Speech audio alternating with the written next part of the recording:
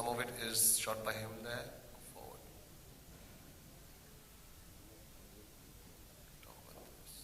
Again, situation where you're shooting in real locations. These locations are incredible.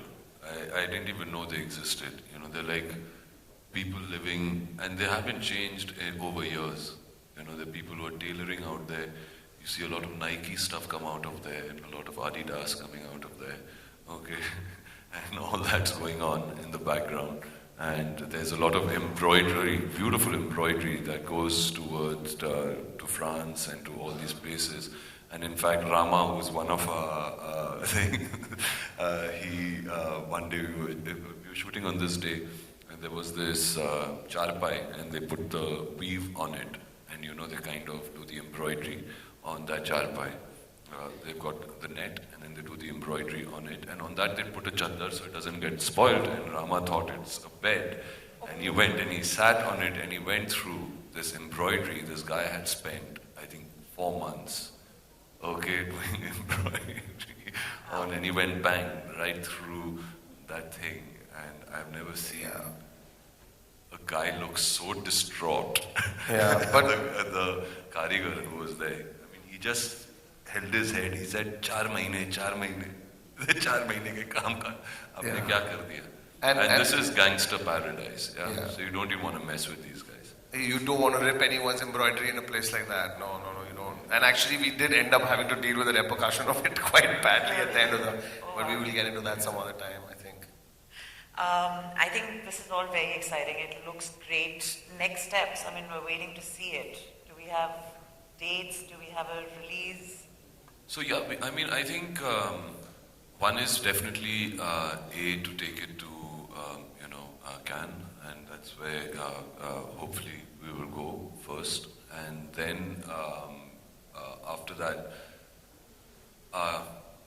it's such a jumble of dates. There's so many films we made, so you guys kind of have to find the right date. But I think you will see the film in July.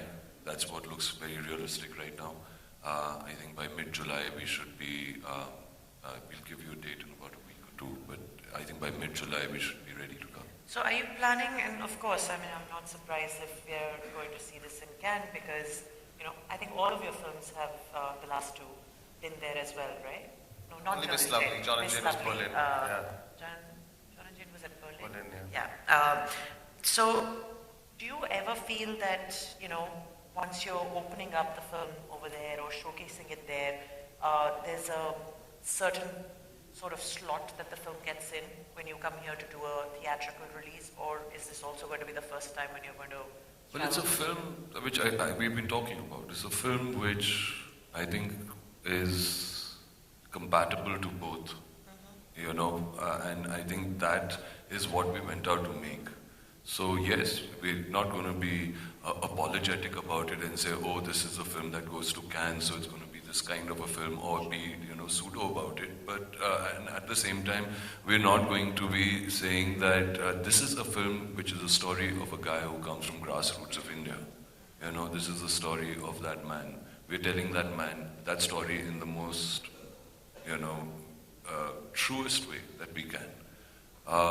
The teaser which you've seen, okay, has got the kind of reaction which I think kind of puts the faith into us that what we went out to do was the right thing.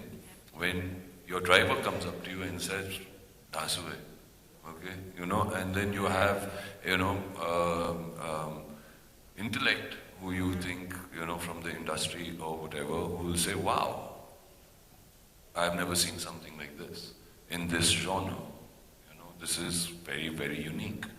So you have both aspects of society kind of there, and that's what we want. We don't want to make any rules or boundaries for a film, and I don't think any film should have any rules or boundaries towards it.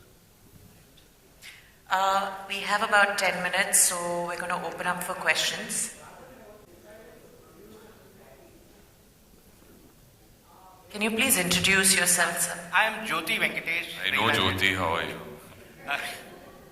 When you decided to produce the film, did you make it a point to see Dagdi Chaul in Marathi, where Makarand Deshpande had played the same role? And number two, were you also a little bit scared about the political repercussions and the censor backlash that the film may get when it is shown to censor board? Yeah. Oh my God, now you made me think about all of these things.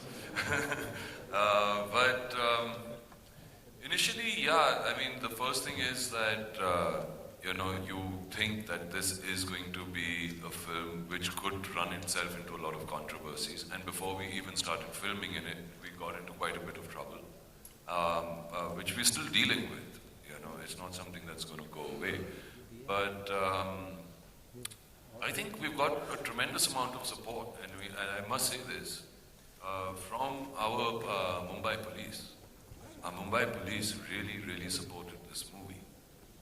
They did not say, oh, this is an Arun Gowli story and we won't let you shoot, especially when you're shooting on real locations, where you're going into all of that, where a lot of that could be disrupted.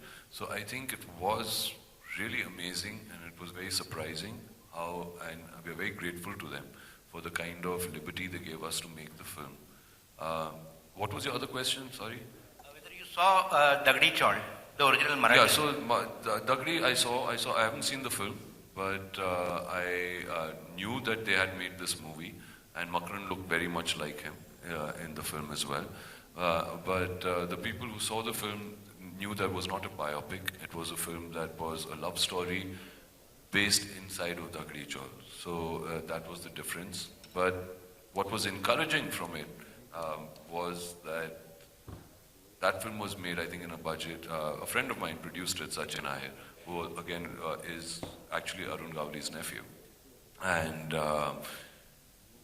he made the film in, I think, 2.5 crores, and that film ended up doing 22 crores in the regional thing. So hopefully I get some of that audience back into the theaters. So that was a good kind of a barometer of the kind of popularity Arun Gowli has. And the third question was? Censor repercussions and Censors. political pressures, but you have the permission from the family, so there is no tension. No, that's fine. We've got the rights. We've got, it's all done on that level. We've got their blessings and their support. But from a censorship point of view, I don't know, man. They never cease to surprise you. So once we reach that level of getting the film censored, we'll figure out what's going to happen. And a big compliment to Oshim and Arjun, the actor, because I couldn't believe that it is the same Arjun Rampal who is in front of us as Daddy. Thank you. Thank Thank you, you. Jyoti. See, after what happened with Leela Bansali on the sets, and you guys are handling a very incendiary topic, and you had the guts to ask the family for the rights, and thankfully you got it. But my question is that, and this person is still alive, going back and forth between jail. Now, did you, or have you encountered, or did you think, that you may, handling an issue where you could have probably just not taken those permissions from the family because this gentleman is alive and he's a gangster. He could say, नहीं मुझे यही depiction चाहिए मेरा, नहीं तो तुम्हारी picture नहीं चलेगी. So did you anticipate those kind of reactions and take some actions around it? Yeah, so it wasn't easy to convince the family, because it is very sensitive. You're going to go into his past, you're going to dig in there, and these are, you don't know, he's scared legally what implications it can have on him. And therefore, we have to be, very clear about how the film progresses. So you take incidents that is in public domain, which people are aware about. Of course, a little more from the family, from a research point of view, okay, which is how how he really is, how people look at him. And one thing we mustn't forget is, why is this film called Daddy? Because that's the nickname that's been given to Arun Gowli by his people. He's not a bhai. He's not, what do you call it, a don or a thing. They call him Daddy. That means he has a heart somewhere which he has touched a lot of people's lives. And I think that's the human side of his story also, which was what we got from the family. The incidents that have happened, which is in public domain, okay, are in public domain, okay. the way we have the structure of the film is in such a manner that it is from people's point of views. So it's not him saying, "Oh, I did this." You know, it's Hello. for character's point of view. Yes, hello. Hello sir. Yes. Sir I am Ramesh Rao from film बाजार magazine. मैं उसी area में रहता था, भाईकला में. मैं वहीं बड़ा हुआ हूँ. ये 15-20 साल पहले की स्टोरी है. करेक्ट सर ओशन जी? तो जब भी कुछ किसको डेथ हो जाता, किसको शूट आउट होता, मेरे बिल्डिंग के सामने से उनको लेके जाया जाता था. जयराम श्री राम बोल के हम लोग छोटे थे, देखते थे सब शूट आउट. तो क्या इनको, मेरे क्लास में एक लड़का था, वो बोलता था यार वो दगड़ी चाल में रहता था, वो उनको सोने नहीं मिलता था, इतना शूट आउट होता था. वो सवेरे स्कूल आके बोलता था. तो ऐसा कुछ सीन आपने किया है क्या जहाँ दगड़ी चाल में शूट आउट होते हैं और कोई वहाँ के जो लोग रहते हैं उनको भी लेके आपने कुछ किया है ऐसा? हाँ, उन लोगों Residents. के साथ पहली बात तो आपको मिलना पड़ता है जो वहाँ पर रहे हैं, वो जो उस पीरियड के पार्ट थे, यू नो, जिनका वहाँ पर एक्सपीरियंस रहा है. तो उन लोगों से हमारी बातचीत भी थी. उन्होंने कहा है कि कितना डेंजरस था वो पीरियड, यू नो, जब गैंग वॉर्स हुआ करते थे. और ये 90s, लेट 80s और मिड 90s तक जो पीरियड था वो Mumbai a very very scary period, you know, because it was very very underworld driven. अभी काफ़ी सफाई हो गई है, यू नो. सब अभी बोलते कि अभी अब तो वाइट कॉलर बन गए भाई, यू नो. वो काम नहीं करते. तो आई थिंक एवरीबडी, मगर वैसे क्यों बने, वैसे वो उन्होंने क्यों किया? क्योंकि this thing is, what is very important is, what people should understand is कि the mills जो थे ना वहाँ के, दगड़ी चौल was mill worker के घर थे वहाँ पर. जब mill strike पर गए, when the strike happened there, lot of people got unemployed, lot of people didn't know what to do, and the unions created that, and that's what created the underbelly of the underworld in Mumbai. तो अगर हम किसी को काम दे, किसी को, you know, उनकी रोजी रोटी आ रही है घर पे, तो वो बंदूक क्यों उठाएगा? वो बंदूक तभी उठाएगा जब he has to survive for himself. तो I think without justifying too much, और फिर एक होता है कि चस्का लग जाता है पावर का, जब आप पावरफुल हो जाते हो और सब आपकी सुनते हैं, तो वो भी एक नशा है.